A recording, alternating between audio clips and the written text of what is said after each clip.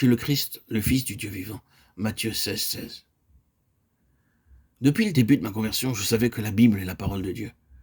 Mais j'ai dû la lire au moins une centaine de fois avant de commencer à voir sa signification profonde.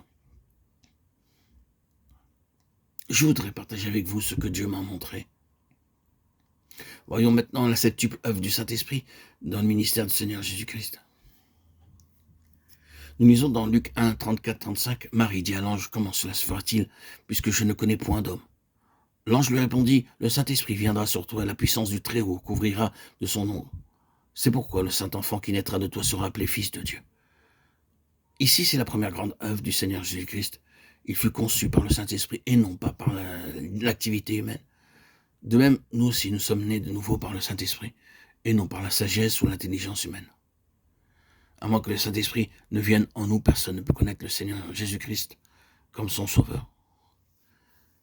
La véritable œuvre de Dieu est accomplie uniquement par le Saint-Esprit. Nous ne pouvons pas nous en dispenser, aussi intelligents que nous soyons. Le Seigneur Jésus naquit du Saint-Esprit. Nos yeux ne peuvent s'ouvrir que par le Saint-Esprit.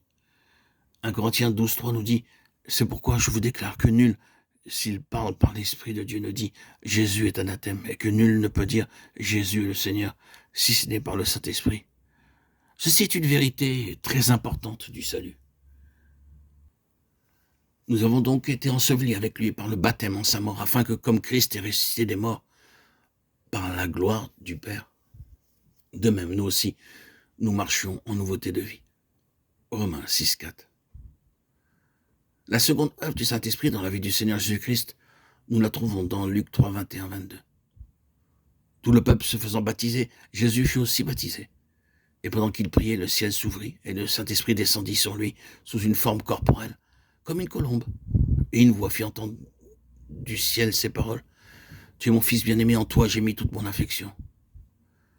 Avant que le Seigneur ne commençât son ministère public, il fut rempli du Saint-Esprit. Voyez aussi Luc 4, 1. Jésus, rempli du Saint-Esprit, revint du Jourdain et il fut conduit par l'Esprit dans le désert, où il fut tenté par le diable pendant 40 jours. Le baptême du Seigneur était une préfiguration de sa mort, son ensevelissement et sa résurrection. Le Seigneur montrait de manière simple que si nous désirons sa plénitude, il faut nous identifier dans sa mort, son ensevelissement et sa résurrection. Et ensuite, nous avons la plénitude. Troisièmement, dans Actes 10, 38, nous disons, vous savez comment Dieu a oint du Saint-Esprit et de force Jésus de Nazareth qui allait de lieu en lieu faisant du bien et guérissant tous ceux qui étaient sous l'empire du diable, car Dieu était avec lui. Ce fut la troisième œuvre du Saint-Esprit dans la vie du Seigneur Jésus-Christ. Il marcha faisant du bien sous l'onction du Saint-Esprit. En d'autres termes, il n'accomplit jamais un seul miracle de lui-même, de son propre choix.